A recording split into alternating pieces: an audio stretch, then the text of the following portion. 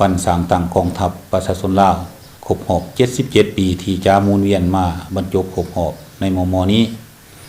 สำหรับกองทัพประชาชนลาวแล้วเป็นกลุ่มกองหนึ่งที่ได้รับการสร้างตั้งขึ้นและสีนำพาเด็ดขาดโดยกองทัพด้านจากพรรคประชาชนปฏิวัติลาวผ่านการปฏิบัติหน้าที่ของกองทัพตลอดระยะ77 ปีผ่านมาก็เห็นว่า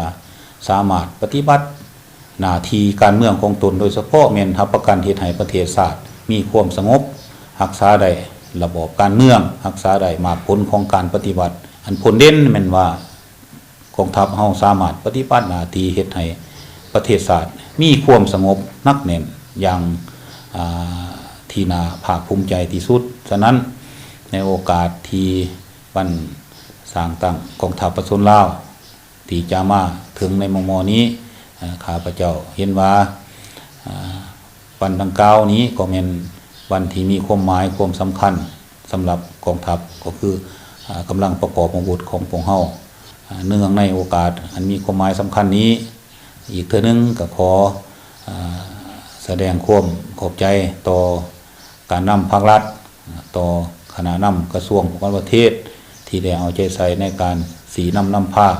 กำลังประกอบอาวุธหรือกองทัพเห็นให้กองทัพสามารถปฏิบัติหน้าที่ได้และก็มีความเติบใหญ่ขยายตัวเข้มแข็งกลายเป็น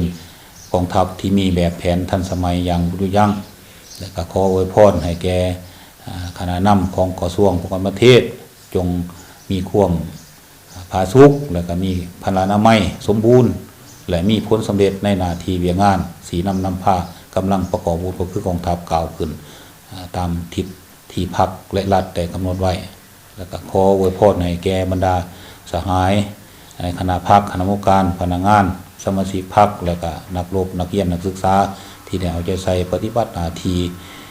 ตามการมอบหมายของกรมกองการจัดตั้งขอขอบใจ